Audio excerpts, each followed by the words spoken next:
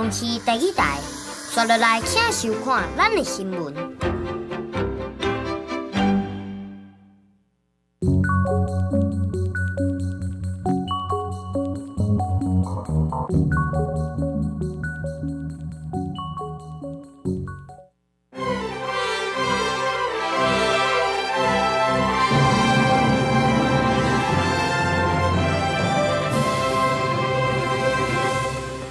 各位乡亲早，欢迎收看今日11月7日台记台早起新闻，我是柯兴竹。新闻一开始来关心美国的总统大选，共和党候选人川普选赢，伊摕到超过270张过半的选举人票。川普伫昨昏嘛已经宣布家己当选。另外，美国的国会参众两院，也有州长选举，共和党嘛拢占赢，未来会进入全面执政。So I want to thank the American people for the extraordinary honor of being elected your 47th president and your 45th president. 美国2024大选开票这暝，共和党的川普会使讲是规路拢领先。北卡罗来纳、乔治亚和宾州3个摇摆州的选举人票拢到了后，看起来大势已经定下。川普伫任何时间初6半暝2点半，带竞选团队和出来人，准备西藏路海山部的竞选中心，向支持者发表选赢的演说。We're going to fix our borders. We're going to fix everything about our country. And we made history for a reason tonight, and the reason is going to be just that. We overcame obstacles that nobody thought possible, and it is now clear that we've achieved the most incredible political thing. Look what happened. Is this crazy? Thank you. 结果，伫选举人团投票认证了后，川普就是伫1892年的克利夫兰总统以后，120多年来第一个失去白宫的保卫，顶来阁选而且阁选赢的总统。另外，伊为着要纳入验签封口费，付出来的伪造商务记录刑事诉讼，含想要推翻2020年大选的联邦诉讼。外界认为，伫伊入去白宫了后，这拢会全部放伫边仔，甚至撤销。不过，当特别提出来讲的是拜登总统的家乡德拉瓦州下性别的参议院候选人莎拉麦布莱德是打败共和党的对手惠伦3世，从美国性别政治新历史。And in Congress, I'd continue to focus on empowering workers and bringing down costs facing families. The first bill that I'll be adding my name to is the PRO Act, which would restore and enhance protections for workers. 另一方面，有10个州甲拍提公投白大选，纽约、科罗拉多、马里兰、亚利桑那等6个州，拢通过保障妇女拍提权的修正案。佛州和南达科他，还有内布拉斯加州投票结果是好决。公司新闻王慧文编译。共和党候选人川普顺利选调美国总统，咱总统赖清德嘛有公开大文向川普恭喜。伫川普的任内做国安顾问的欧布莱恩嘛有转达咱赖总统的大文表示感谢。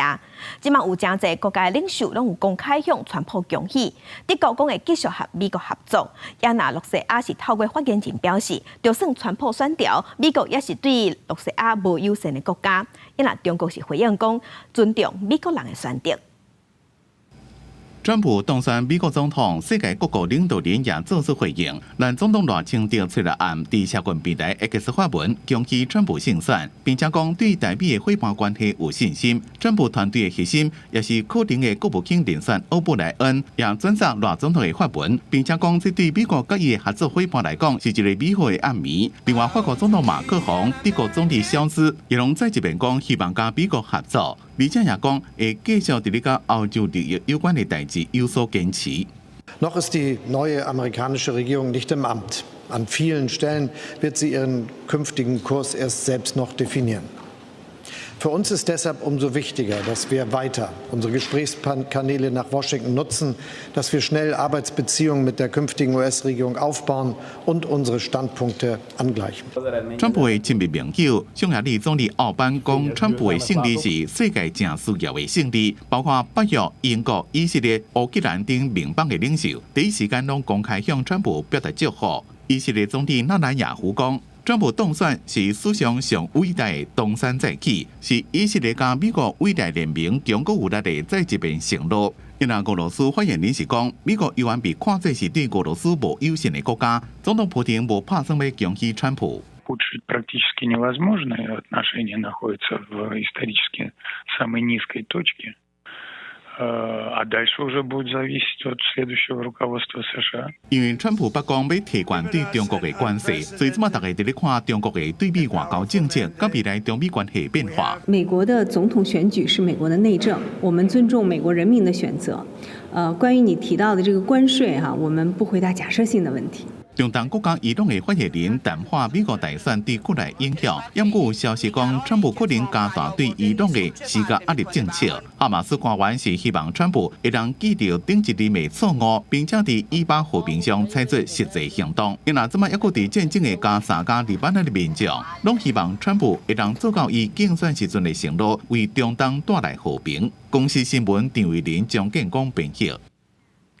另外一位民主党的候选人何锦丽，伊已经承认失败。初六的时，伊先打电话给川普，解讲恭喜。了后，伊就伫华府的母校发表全国的演说。伊希望支持者接受伊的失败，也希望大家把焦点看向未来。选举的贺锦丽用招牌式的笑容甲大家见面，这也是伊输这场选举了第一遍出现伫咧公开场合。Now I know, folks are feeling and experiencing a range of emotions right now. I get it. But we must accept the results of this election. Earlier today, I spoke with President-elect Trump and congratulated him on his victory. I also told him that we will help him and his team with their transition, and that we will engage in a peaceful transfer of power. 贺锦丽经伫咧伊母校霍华德大学发表全国演讲，这也是伊原本开票案的一批地点。不过一开始开票了，伊一直拢落后，而且连威斯康星州也输，北卡这个关键的摇摆州了，遂宣布取消所有行程。迄当阵原本伫咧现场的支持者拢正失望地离开，媒体记者形容现场空啰嗦。就伫选举结果第二项确定了，宣布重新转到霍华德大学。这个时阵支持者也拢搁转来，伊讲到民主党上落来4年要做的代志，会继续伫投票所发现甲公共场所进行这场战斗。 The outcome of this election is not what we wanted, not what we fought for, not what we voted for. But hear me when I say, the light of America's promise will always burn bright. As long as we never give up, and as long as we keep fighting. 英国广播公司 BBC 报道，伫选前最后2礼拜，川普伫这个摇摆州的民调拢被估了伤低，而且所有的误差拢是倒向一边。迄当阵就是讲双方正化，不过贺锦丽小可较有优势，但是最后的民调显示，这个摇摆州内面有4个川普的支持度可能有较悬。公司新闻吴文玲编译。 这场美国的总统大选是影响台海的局势。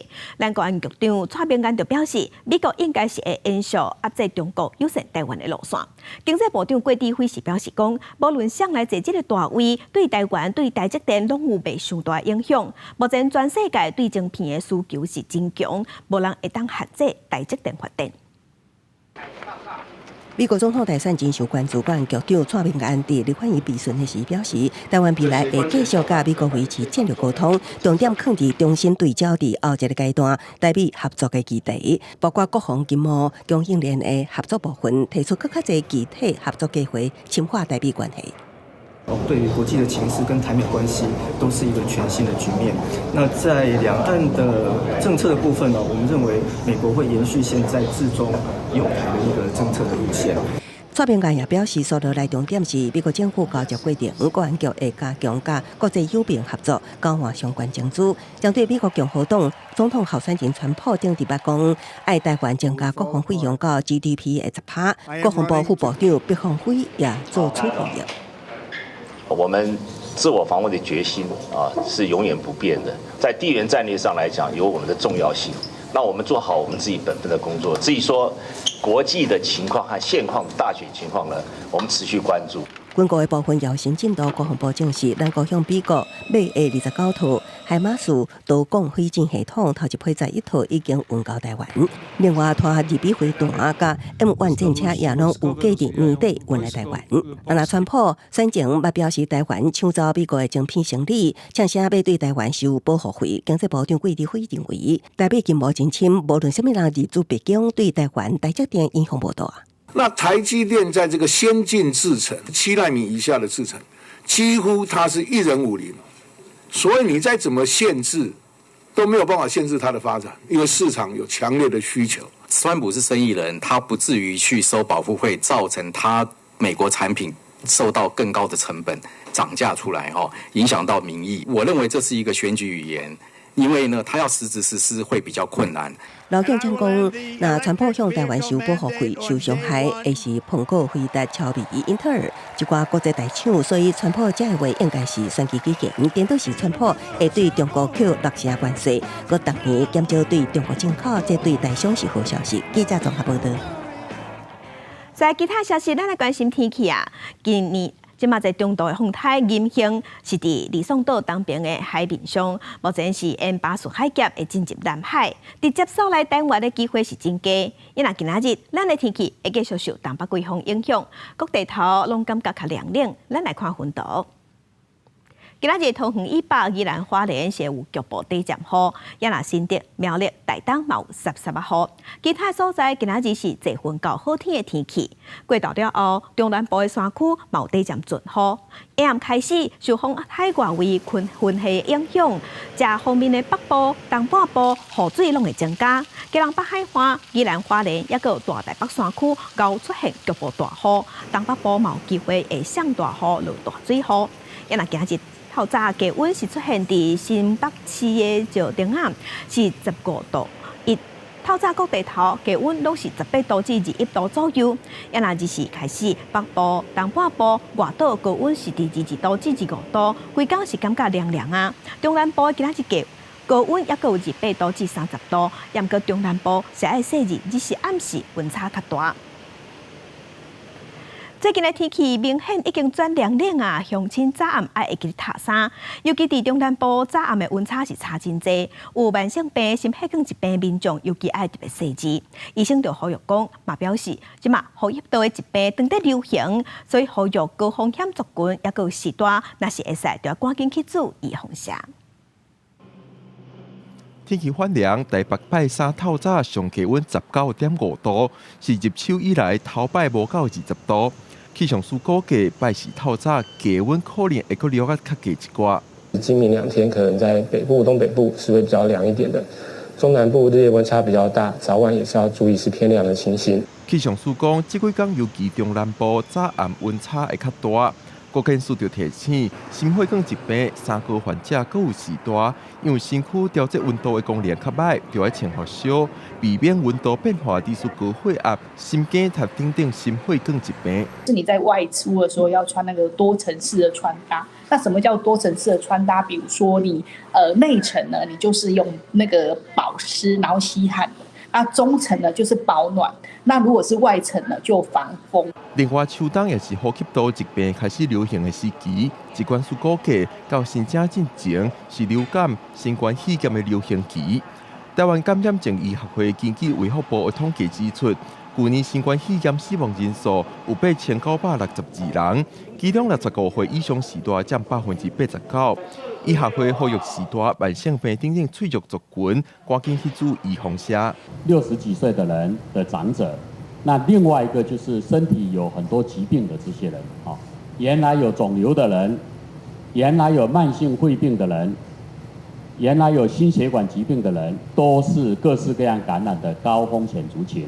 国健署提醒，若要避免心血管疾病，平常时要保持运动的惯势，困眠嘛要有够，食食嘛莫伤油、伤重咸。时大甲高风险族群也常常出现头晕、心脏砰砰踩，也是疑似中风、心肌塔的症状，就要提高警戒，有必要赶紧卡119寻求帮助。记者王永忠台北报道。今仔日是立冬，人讲立冬补冬补喙空，真侪人会订补。立冬到位嘛，代表一年就要结束啊。除了食补以外，今年会当平平安安，嘛有传统会伫修行了后谢平安，感谢天地。这几天天气渐渐变寒，侪侪民众出外行伫街仔路拢穿外套长衣。也若拜四，就是24节气的立冬，有民众提早一天，较无人赶紧来买姜母鸭食补。天气变冷啊！明仔载是立冬诶。系啊，所以今仔买来食啊。系啊，无明仔载拢一定会客满啊。所以今仔先来买啊。立冬有一句俗语讲：补冬补喙空，意思就是伫咧立冬即天，天气会变寒，民众爱食补补元气。民众分享，当年立冬拢会炖鸡汤来补身体，亲像麻油鸡、油马路、姜母鸭，这些拢是一般民众的选择。过去因为无像咱即摆人哦，营养真哩好，迄拢较无通食，所以咱多数人拢会伫立冬即天吼，咱有讲一个叫做补冬，要互咱的身体吼会当伫寒天的时较袂去着病呢。立冬补喙空，就是要趁这个机会食一个好的物件，哦，踢一个喙空啊。无用一冬身体较爽，大家除了趁立冬即天食较好的补身体，也有另外一句俗语讲：立冬收成期，鸡鸟较会啼。台语老师表示，年尾若是有好收成，嘛会好着鸡仔、鸟仔，所以立冬到位，代表一年就要结束。有一寡民众也伫旧历10月15下元进前，透过谢平安祭典来感谢神明规年通天的保庇。谢平安嘛会当讲是台湾的感恩节。记者张家嘅曾俊佑台北报道。因若补冬补喙空，啊，毋过呢，毋是每一个人体质拢无共款，是无一定适合食补，毋通补过头。因为伫台中就有一个民众食羊肉炉连续食3天，结果呢，食到皮肤过敏，个生条啊、生裂啊，个发炎。是姜母鸭、羊肉炉、麻油鸡、鸡酒，或者是那种烧酒虾。或者是那种药膳的羊肉，或者是药膳排骨等等，因为季节的关系，它天气冷嘛，需要御寒，所以它里面都会加入比较多辛香料的一个中药材。那所以呢，这些东西呢，就会让我们原本体内的发炎状况可能会变得比较明显。所以如果本身体质燥热的话呢，就不适合多吃这一类的一个药膳。医生是建议讲，若是较冷底，手的边较会冷，较高感冒的人，就较适合用温补。要毋过，若是火气较大，较高喙焦、高流汗的人，就无适合。另外，若是拄着有感冒、有发烧，也是胃肠无爽快，就暂时毋通食补，才袂愈补愈害。根据农粮署的资料，10月中高丽菜出载价中有679万株，是出现超前的状况，所以恐惊到1月底的时要收成高丽菜继续会崩盘。另外，主计总处伫有公布今年10月份物价指数的年增率是1.69%，物价起的状况即马已经较转好啊，也毋过因为风台拄过，菜价也是继续较悬。产地全拢是大粒青翠的高丽菜，菜农请工人甲大型车辆准备采收，刷落来要继续保证油栽。又毋过根据农粮署有经自信，10月中旬高丽菜出苗量达到679万丛，呈现超前的紫色灯符，也比往3年同期增加15%到10月下旬，也是红色灯符。农粮署警高丽菜可能因为超前，继续会落。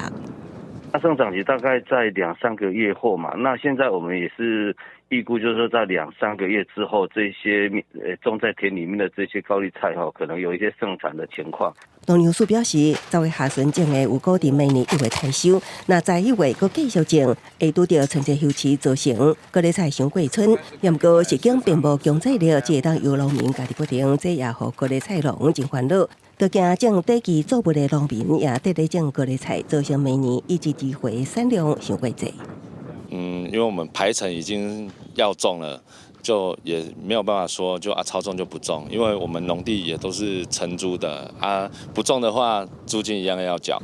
农民表示，即马初秋高丽菜产地价每公斤大约30，要毋过明年采收的时继续都会差真济。行政总署也公布10月消费者物价指数年增率1.69%，显示通膨情势降温。要毋过菜价有因为风台淡薄起。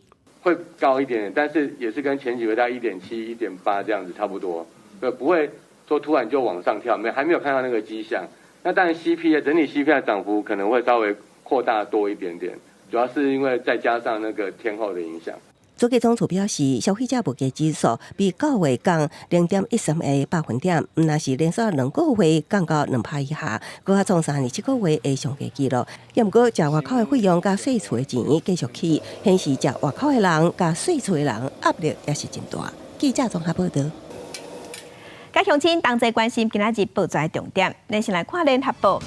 行政院主计总处公布10月份消费者物价指数年增率是1.69%，比9月份落0.13%。主计总处是表示，目前通货膨胀的情形，尤其是商品的物价已经较稳定啊，也过服务类的价数也是较悬。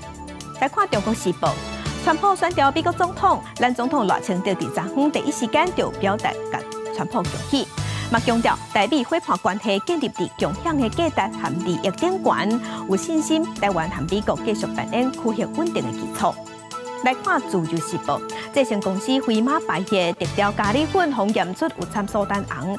卫福部食药署公布检验的结果，即马已经确定讲是印度的姜黄粉出问题。针对印度姜黄粉采取暂时查验1年的措施，即马会逐批拢检验，有合格才会当进口，验出有问题就会随废掉未退回。来关心飞马牌咖喱粉，即马红验出有致癌的物质苏丹红，经过食药署检验，即马确定主要问题就出伫印度的姜黄粉，嘛宣布对即马开始，印度姜黄粉要进口来台湾，逐批拢爱检验。制成公司生产的飞马牌特调咖喱粉，伫最近被检验出致癌的工业染料苏丹红，有问题的产品5000多盒，即马已经回收下架差不多4成。教育部也宣布，学校的中昼堂暂停使用这项产品到明年的1月20。即马大家关心，到底苏丹红是对倒来？食药署针对9件原物料做检验，发现原来来源是印度姜黄粉。姜黄粉里面做定性的时候，也确实有检出苏丹色素。经过了很多天的努力，到昨晚才确定这个有完成检测。食药署讲，这批有问题的姜黄粉是今年扩大苏丹红检验管制进程，伫去年进口入来台湾。因为业者今年进口其他的原物料，包括辣椒干、辣椒粉，即马拢无验出问题，表示边境采取的管制措施有效。因为为了要防止掺着苏丹红的产品输入，食药署宣布自11月初5开始，边境检验是针对印度姜黄采取监视查验1档。逐批检验苏丹红的色素。昨日起，我们就针对印度的姜黄采监视查验1年，逐批检验苏丹色素。那么跟各位报告，目前苏丹色素在我们边境查出来是一律销毁不得退运。另外，伫咧后市场的部分，食药署也将会甲地方卫生局合作，专门清查印度姜黄，对象是111年到即马，也搁伫咧有效期内咖喱粉、姜黄粉等产品。总共22间业者。食药署强调，制成公司特调咖喱粉验出苏丹红违反食安法第15条，以及而且检调侦办，会当处7年以下有期徒刑，并且罚8000万的罚金。记者综合报道。谢谢大家来参加。因为政府是对9月份开始推动各校的学生囡仔逐班拢会当啉牛奶，全国学校拢要叫牛奶，一寡厂商是袂附送，有的学校一礼拜会当啉3届至4届，也毋过有的学校甲单也阁叫无回。嘛有学生啉牛奶会落屎，就改食豆奶，也毋过厂商嘛是当时叫无会流标，即马学校嘛毋知影说落来要安怎办。货车甲牛奶载去学校，全校师生搁甲放去保温袋内底。高雄南仔溪基功国小甲幼稚园超过1300个学生，对10月中开始，每一个学生都拢有食到牛奶，嘛拢食甲真欢喜。基本上学校有定的话，我们这边产生的量呢，在这几周都已经在逐步的去做配合跟调整，基本上都是可以达成。台班零牛奶的政策，因为全国需求多，那以高雄来讲，有学校爱等到10月中了才订会到牛奶。配合业者送货时间，有学校是一礼拜啉4届，也亲像南仔溪基功国小一礼拜嘛有啉到3届。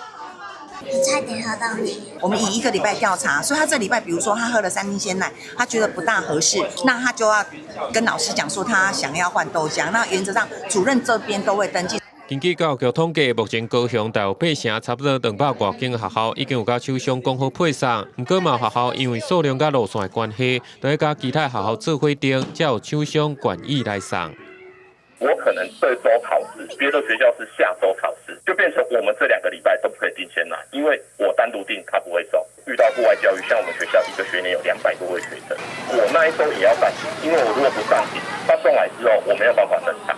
除了要订甲配送的问题，阁袂当啉牛奶的爱改啉豆奶的学生，学校嘛是找无厂商愿意来送。有学校的营养师表示，因为豆奶的南区厂商的招标，即马搁再流标，学生当时才会当啉到，伊嘛是无法度保证。记者综合报道。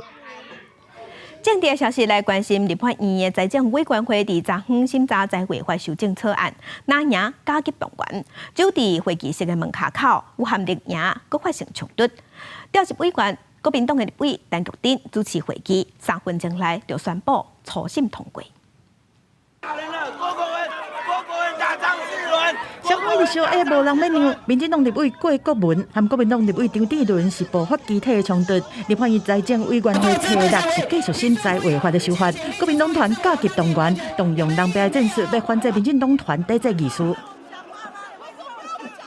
财委会调委国民党的陈玉珍中国方缀伫会议桌，但是那边人较济，绿营赢袂过。早起9点，陈玉珍顺利主持会议，就宣布逐条讨论。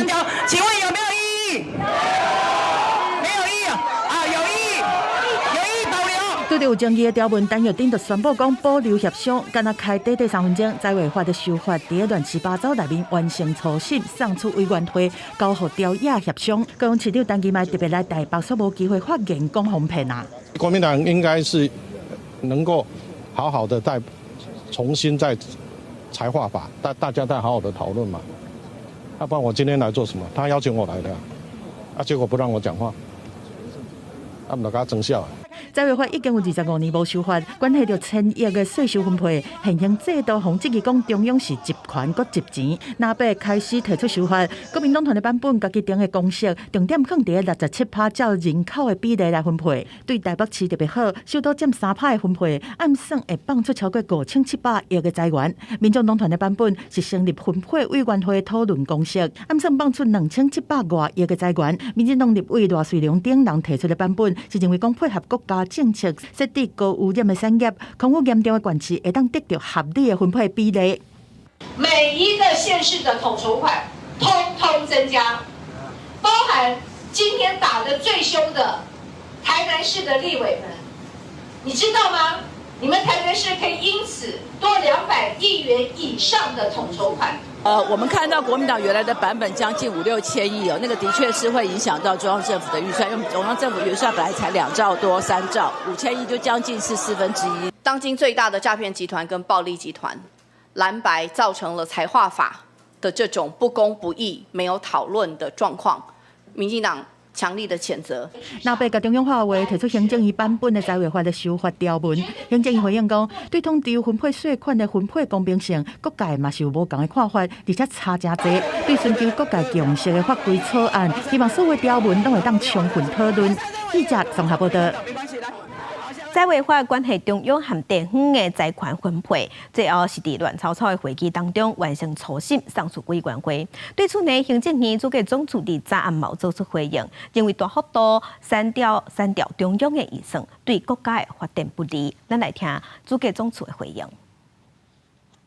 县市政府如果增加6612亿的财源相关的事权应该要并统调整，不应该只调整收入，而不调整那个事权。第二个，地方的财源大幅增加以后不能要求中央对地方的一般性补助款不能减少，这个不合理。那事权调整，比如说跟这个补助有劳健保以及老农津贴，就应该回归地方政府来办理。再来其他消息，咱继续来关心检方侦办强化声案。北检昨昏是以下晡是以证人的身份，传台中市府的顾问蔡碧如，含将民众党的秘书长张德荣要立即案情，2个人获审了后，拢互请回。对照金华城金流台北地检署总指挥梁正署以证人的身份传唤大量持股股份，也是前民众党立委蔡壁如，也有前民众党秘书长张铁阳等3个人作证。不担任金华城多审会外部多审委员的张铁阳，暗时7点半请回。没有说明的。警方也被传唤的蔡壁如，对当地的外口规定的媒体问题也拢无加讲。蔡顾问，今天来这边有什么目的？而且有什么话想要跟我们大家一起说？有没有什么话想要跟柯文哲说？蔡壁如伫金华城案是第一遍被传唤，新闻超过5点钟了，差不多暗时9点半结束，对8点行出来。今天状况还好吗？好，谢谢。然后小心。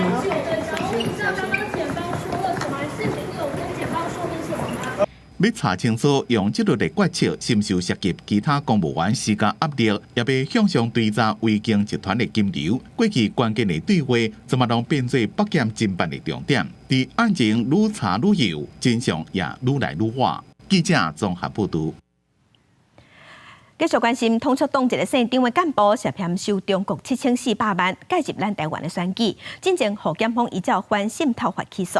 内政部今嘛表示，发现通促党有系统性替中国伫台湾发展组织介入选举，破坏国家安全，明显嘛危害咱台湾的自由和民主，所以要向宪法法庭申请甲这个政党解散。也那通促党是回应讲，应该解散的是民进党。使用解放军的军规，抗衡咱国军伫两岸战争时阵放弃抵抗。通促党县长的干部涉嫌收中国7400万的钱了，按照各大办的指示，伫各大平台甲广播，想要影响今年初总统大选。过去的公道案，也捌想要影响舆论的方向，甚至认知作战，怎么和检方依照反渗透法起诉？7000几万，你哪不爱归去讲7亿外啦？啊，你7000几万是安怎来？我所讲的言论啦，甲统促党意向的主张拢总共款，并无讲啊一定受到啥物人的好处，较讲啥物人的话啦。内政部讲，这几年有连续几路件甲通促党有关的犯罪行为，为了要防卫台湾的民主自由制度，将会依照政党法查处，掌握证据，申请宪法法庭给解散。这个是对台湾的民主自由制度的一个防卫，因为我们不能再容忍政党在这样的一个集体性而且系统性的违法。这样的一个情况持续下去。内政部强调，法律无保障政党主要成员从事犯罪行为，通促党超过政党应该有的本分。因那通促党的总裁张安乐还指控民进党的违法国家罪，无法度接受被解散。要解散，应该解散民进党，为什么呢？犯罪的人更是多得不胜枚举，而且他犯的罪是不可原谅的罪。学者讲，政党是不是危害到民主自由的精神，不是普通法庭会当判断。有宪法法庭的国家会交予宪法法庭，这个案早就该提出来啊。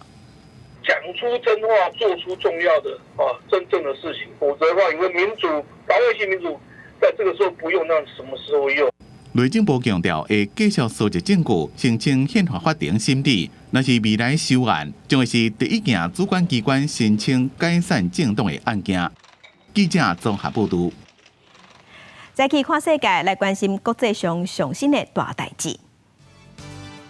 川普选到美国总统，美国股市受红盘指数创下新高，因为投资人是按算讲未来会减税，而且会放任金融管制。而且川普嘛正在针对股市美金扣税这个议题发表伊的看法，拢有可能会让美国的经济有更加侪刺激。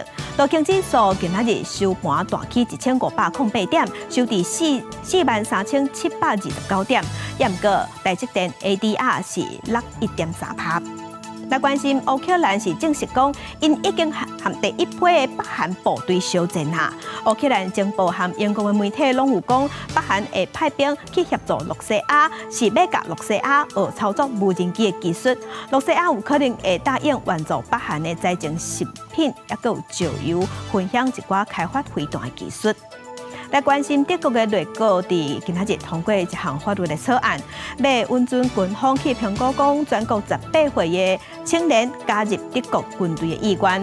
德国是希望讲会当伫无实施征兵制的情形之下，增加援助北约的兵力。美国在地协会最近有通报讲，有一个有未成年性侵害案底的43岁一个美国人10月初是已经走来台湾，因不目前伊伫对唔知行踪不明，就惊伊会被伫学校内底做英语老师，搁再犯案。移民署已经当在追查，总共有抓到人，会随家赶出境。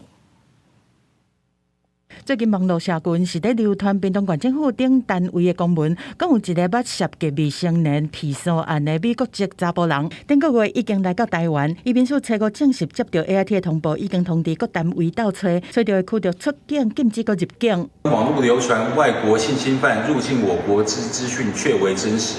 该外籍人士入境后，本署才收到外国政府通知，该外籍人士曾于23年前有缓刑记录。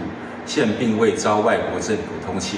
根据了解，这个查甫人今年43岁，特色是咖啡色的头毛、蓝色的目睭，而且身躯顶有真侪赤龙赤红。2001年捌伫美国俄勒冈州犯未成年的皮索案，红判有期徒刑90天，加罪2年。10月初日对美国提观光签证入境了后，人都唔知影去倒，对入境到 AIT 通报时间已经超过30天。部家长真烦恼，地方政府嘛较紧要求学校清查。经清查，该名外籍人士也无于本县学校服务，也责请学校于聘任人员时，务必在各不适任教师系统落实查询，以确保学生学习安全及校园安全。因为查甫人并无伫台湾教册的记录，无法度透过无适任教育人员查询系统查到这个人。另外，伊嘛有可能去报告业做事，教育部呼吁业者爱遵守报告法的规定，要求外籍教师爱提供行为无问题的证明文件，防止查甫人伫台湾摕到工作居留的许可，嘛要注意学生的安全。记者综合报道。在地新闻来关心，交通部有统计，今年1月份至8月份，咱全台湾有228个过路人死亡。民间团体今日就批评讲，伫今年10月份的时，行人交通安全设施条例虽然已经实施，但搁真侪地方政府是急放放，人行道并无分化，嘛无改善，呼吁政府应该爱搁较注重过路人的安全。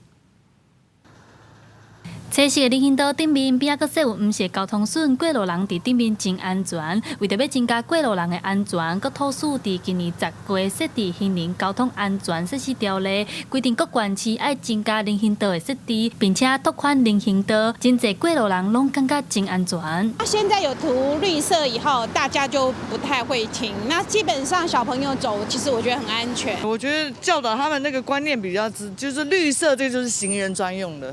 我觉得这样比较好。虽然政府机关拢有说相关的措施来保护过路人的安全，不过根据交通部113年1月份至8月份的统计，有228个过路人死亡，其中台中市的死亡人数上侪，有35个人，过来就是桃园市31个人，第三就是新北市21个人。有民间团体指出，虽然行人交通安全设施条例有规定爱拓宽人行道，不过真侪县市的政策拢无统一。中央还有规定了一些母法，但是地方在实际上执行的时候，会有一些因地制宜的状况。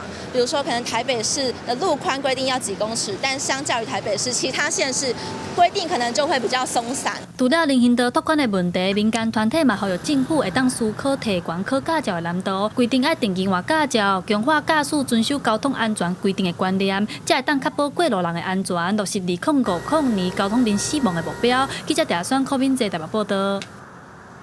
财政部有举办网络发票的抽奖，9万人去参加，结果内底有4个人是连续中奖，引起争议。财政部经过调查，即马出面说明讲，中奖的这个人拢唔是财政部的人员，嘛唔是办抽奖的厂商内底的员工。那其中针对有争议的部分，会交予司法去调查，也毋过并未规划搁定抽。伫律师的见证之下，挑出好运的得主。财政部举办的网络发票抽奖活动，超过9万人参加，敢若中奖就无简单啊！更加莫讲是中大奖，也毋过先来看一下即摆中奖名单。官方分3期挑出各奖项，有4个好运的人中获中大奖，摕走 iPhone、iPad 这奖品，是真正真好运，也是后壁有问题咧，引起讨论。连续中奖，几率感觉不高，在几率上来讲，根本微乎其微，它一定有问题。调整活动了出风波，经受外界质疑。财政部调查了后，初六正式来出面说明，讲这个账户调整的人无公务员的身份，毋是财政部各单位甲承办厂商员工，红赛季后也是3顶亲以来亲属。毋过，哪会使一直调整呢？官方解释讲，厂商的停息设计，甲一般的随机调整讲无共款。承办厂商他在设计这个抽奖程式的时候，他是采用一个调高积极参与者的权数值，以及呢给予优先抽奖的机会。有一个人是全捐的，就是他们每人累计捐赠大概350张到500张。讲到白就是讲，都是一直参加，调奖率就愈悬。加这4个调奖的人，每工消费记录该详细看，平均看每工会使摕2张到5张，一笔金额拢超过100块。财政部初步分析无使发表问题，也毋过这调奖民众是毋是事先就知影？厂商的停息设计也引发讨论。透过程式在撰写的时候，可以做一些手脚，这确实有可能会这样做。那这当然也有可能是外在的这个方法去发现这个程式里头有问题。我觉得所有的中奖人，或者所有参加这个活动的人，他并不知道承办厂商的程式是怎么设计的。财政部挂保证，讲这调奖的人事先拢唔知影，无中秋的规划，也过第3期奖品就暂时未发。这调查局已经立案调查，要来调查讲是毋是有弊端，牵涉早期妨害电脑使用罪才进行。记者综合报道。即摆这边改转来做一档了后，头一杯入网的阿兵哥对9月份落基地训练13礼拜了后，昨昏是公开因测验的成果，操作火箭弹实际射击展现训练的成果。近日射击阵地细致检查弹筒，监视异常，扫落来采取跪射姿势，准备进行检测。这动作熟练的射手，当时1年级义务叶男，头一摆进行红中火箭弹的实弹射击。接到射击指令，叶男开保险，搭配5倍光学瞄准镜，瞄准了后发射红准火箭弹，精准击到200公尺外的地区，场面真震撼。红准火箭弹是中科院研制的国产反装甲武器，上大射程会当达到1200公尺，有效射程220公尺。射了后就会当弹跳，一个兵道会当使用过去是主战部队使用，今年头一摆到日期无益。也毋过要熟练操作红准火弹无简单，叶兰爱先伫步兵好好受训，处理红准火箭头程序合起了后，下基地时才会当进行战略射击甲检测阶段。对头一摆拍红准火箭弹的实弹，叶兰拢真紧张，又完克服压力，陆续完成检测。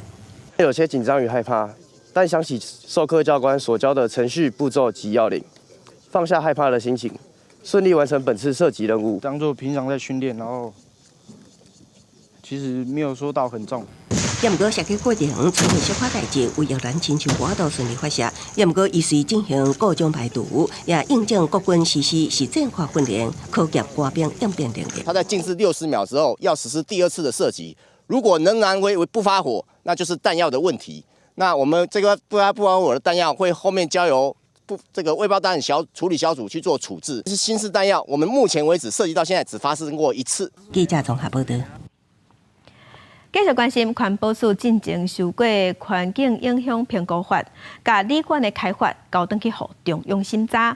一般是认为讲安尼做会较严格，但搁伫顶个月因说过有个讲未来要改转来互地方政府家己审查，讲安尼较公平。但搁即个改法引起外界质疑。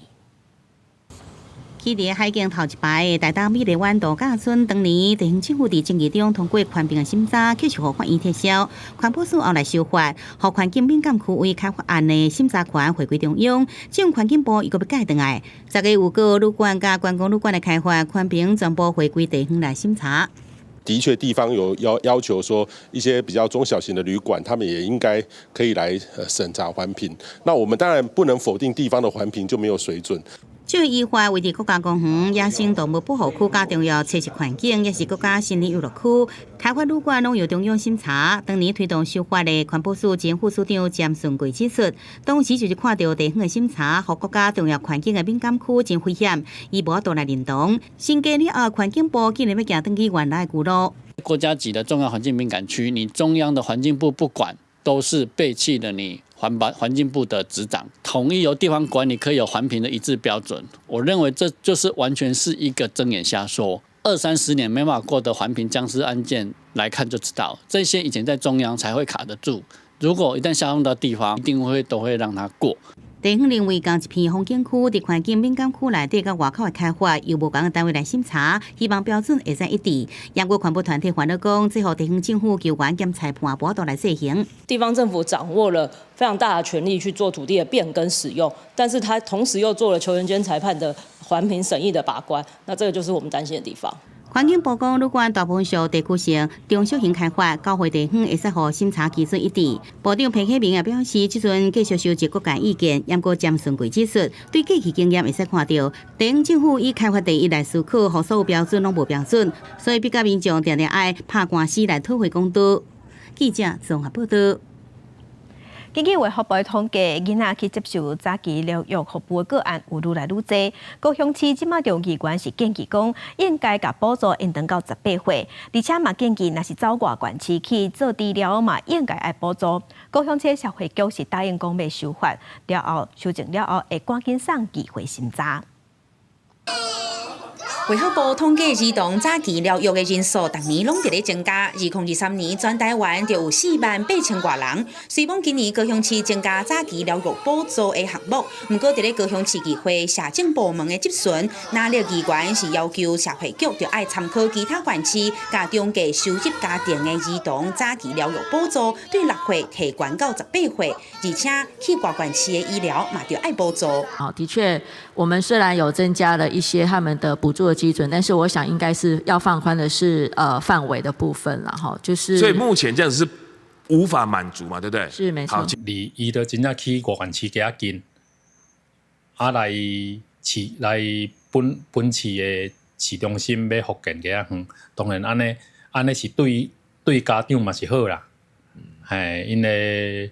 路程上的付出嘛会较减轻。高雄市目前需要早期疗育的儿童大约3200人，家长表示有一寡囡仔是需要长期复健才看会到效果。补助中低收入家庭的囡仔到18岁，会当减轻未少负担。凤山区儿童早期疗育发展中心的主任王正杰嘛补充，外县市医疗补助申请是真好，不过政府嘛就爱重视偏向伫咧早期疗育这块较欠缺的问题。如果呢用高雄的补助金额计算的话，增加的预算可能还不到350万哦，所以我想呢，这是可以研议的方向了哦。虽然今年剩差1个月尔，不过你这项代志啊，放到明年来处理，放到明年都有医生来处理。局长，我担心是明年还是空的。但是我可以承诺，是在明年6月之前，我们一定会完成这件事。明年6月之前，一定会完成。社会局长表示，针对开放去外县市医疗，又有延长补助年岁到18岁，社会局会赶紧研究法条修正，伫咧这会期送议会审议，减轻家长的负担。记者柯昭阳高雄报道。大国中国校的学生囡仔进前呢，每一学期就爱互调查一解生活的问题，主要呢是要来了解学生囡仔伫学校敢有互欺负。那教育部是对这学期开始已经取消啊，目前敢若剩台南的学生囡仔有在写。教育工会就认为讲，比这做调查，不如讲加去关心学生，和学生囡仔拄着问题，愿意来甲老师讲，安尼才有意义。当年4月到10月，学生就爱填校园生活问卷，主要来调查校园内敢有出现凌迟的现象，看好学校掌握状况。教育部9月已经无咧做啊，不过台南却坚持咧做。经过了解，学生唔敢若积分爱填名，叫有侪无共的问卷。有老师反映这造成行政程序困扰。台南市教育产业工会认为，学生申诉的管道拍互通才是重点。甲阮的新家，互阮袂放伫心内足久。写完问卷之后，后面要衍生出来的一些行政调查，已经影响到老师的一个行政的一个处理，包含教学现场的一个干扰。应该是让校园更友善，让学生敢表达，而不是每年只有透过问卷才让学生有表达的机会。那如果是这样，那就表示我们台南市的环境是不够友善，才必须要靠问卷来协助学生处理事情。工会指出，实施问卷以来，现在有学生会故意颠倒写，地主校园后续爱用真侪时间来调查。不过要校长正面看待问卷的功能，另外才发现一寡小问题。那教育局回应，这是让学生小偷的管道之一。其实问卷内容有多元面向。即个阮发现讲哦，小朋友咧上厕所的时候，有女生去看隔壁女生上厕所，但是这个代志那是第一时间，阮知影，阮定去宣导去制止嘛吼。但是囡仔都伫这个文件内底才写出来。透过一寡专家也是事务工作者共同来讨论，阮有发展出阮台南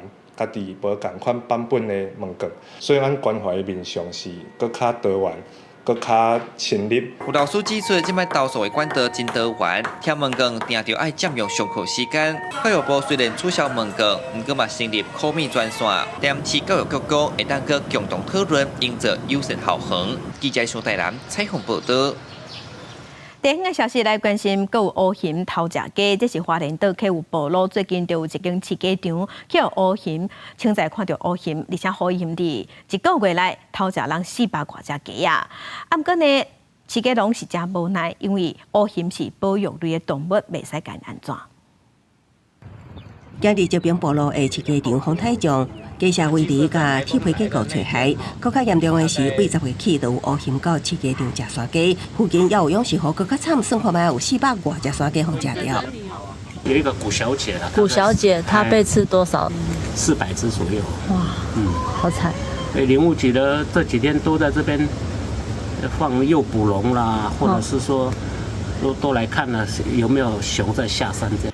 花莲岛溪乡一直是乌熊生团的领袖，林保署接到通报，也派员到现场勘查，初步发现有熊毛加粪便，所以伫当地驾驶翕相机，果然伫10月2日发现乌熊出入的证据。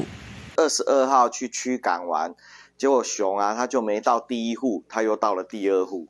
那第二户我们又去驱赶，它就到第3户、第4户，这样连续到现在总共有5户的养鸡户有。在那个被熊入侵的一个情形，乌熊安怎会愈来愈外近？人类专家研判，可能跟山顶欠食无有关系。通常黑熊秋冬天的时候就会比较下来一点，因为山上的食物来源会比较少。移动的时候，如果那边又鸡又多，它就不太可能会说啊，我就再换一个地方。就像我们去逛超市啊，它就可能在那边巡回徘徊。林保署强调，真感谢鸡笼无伤害乌熊，鸡仔损失会由政府补偿，也会发予通报奖励。也毋过目前赶乌熊的方式，用放炮啊、分鼻仔的方式会惊，也毋过未来厉害计划会评估野放的时间甲地点。记者综合报道。新竹有母鸡团体专工举办活动，带囡仔用台语教囡仔做芳。透过活动，除了互囡仔了解讲袂使讨债爱珍惜食物，嘛要互囡仔哪耍哪佚佗，对生活当中自然学台语、讲台语。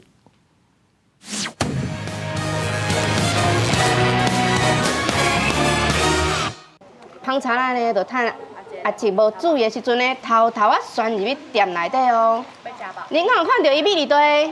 趣味的台语故事，囡仔听甲笑嗨嗨。老师佫透过图片来教大家各种无共款的芳台语安怎讲？鱼壳子芳、白心芳、咖喱芳，做侪种好食的芳的哦。新竹母鸡团体拜三举办台语活动，利用佚佗的方式来互囡仔对活动中大家做伙讲台语。教台语放伫咧生活中啊，毋免讲特别爱教，就是用台语咧过生活，安尼就好诶。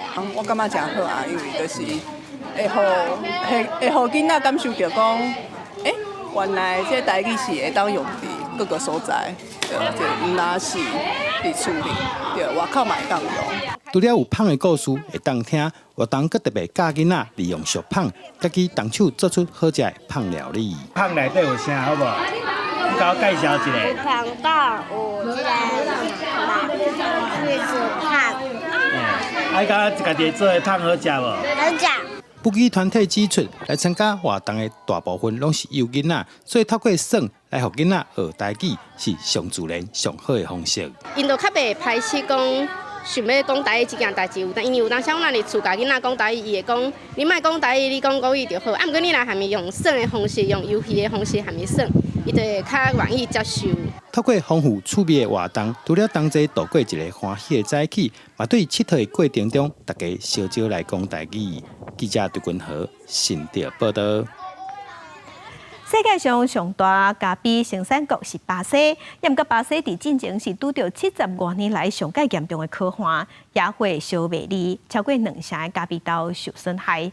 外界即嘛是预估讲，明年全球咖啡的计数可能会起价。对天顶看落去，大部分的食物拢打冷气。巴西拄到70多年来上严重的酷化，搁再加上温度高和森林野火连连发生，特别是亚马逊雨林区域，已经炭烧1个月嘅野火，和巴西阿拉比卡咖啡豆产地有1/5拢被烧掉。巴西是世界上上大的咖啡生产国，因为气候变迁的问题和咖啡豆的产量严重下滑，可能有供应短缺的问题。明年开始，全世界咖啡拢会起价。Café eu perdi mais ou menos de 8 a 10 mil pés, entendeu? Estava previsto uma colheita aí de 500, 600 sacos, vai colher mais ou menos a metade, quer dizer, a metade queimou. 国际咖啡组织资料指出，因为通膨已经到13年来的新高，咖啡的价钱也低起。根据国际咖啡组织所公布的8月咖啡综合指标绩效市场报告，即马平均每一磅起到2.38块美金，差不多代表76块，比去年同期起码加55%。另外，组织的粮食甲饮食经济学家也讲，除了气候的问题，亚洲的需求增加也是和咖啡豆起价的原因之一。公司新闻沈乐培编辑。天气报道在，咱做伙来关心今仔日各地头的温度。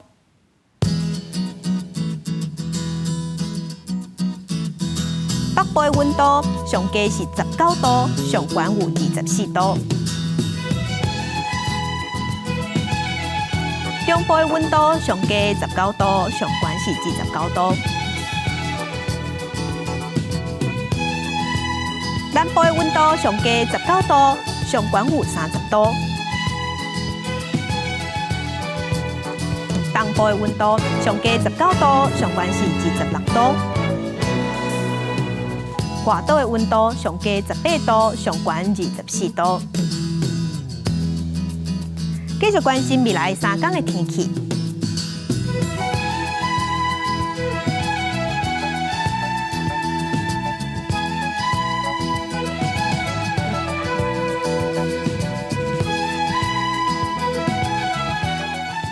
感谢乡亲收看，将尽平安顺心。明仔早起9点，咱再会。